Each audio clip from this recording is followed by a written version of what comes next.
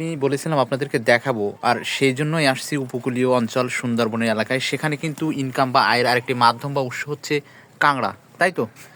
ভাই এইটা এটা কি পুরুষ কাঁকড়া না মহিলা কাঁকড়া? হ্যাঁ, একটু দেখান তো দেখি। হ্যাঁ, দেখেন একটু ভালো করে দেখান।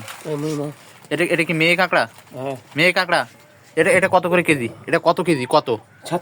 700 টাকা করে কেজি এই যে কাঁকড়াটা। এটা হচ্ছে কি ডিম কাঁকড়া। ডিম ডিম কাঁকড়া বলে। আচ্ছা, আর কি কি আছে একটু দেখি, কোনটার কি দাম এবং কেমন রেট আপনারা দেখেন। সরাসরি আপনাদেরকে দেখানোর চেষ্টা করছি।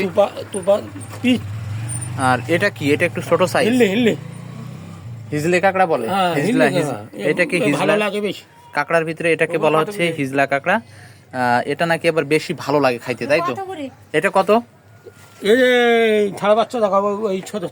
এটা হলো 550 টাকা কেজি। 550 টাকা কেজি। প্রিয় দর্শক, আপনারা দেখতে পাচ্ছেন। আমরা আপনাদের কিন্তু দেখানোর চেষ্টা করছি প্রকৃতিটা।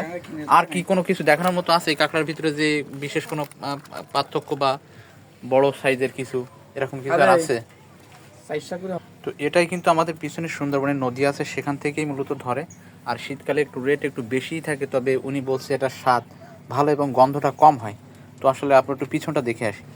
এই যে দেখেন, এই যে দেখেন, সুন্দরবনের পাশেই এ সকল মানুষের বসবাস। এরা কিন্তু জীবিকা নির্বাহ করে বেশিরভাগ ক্ষেত্রে এখান থেকেই বিভিন্ন কাঁকড়া, কুচিয়া বা ছোট ছোট অনেক অনেক মাছ এগুলো ধরে তারা জীবিকা নির্বাহ করে।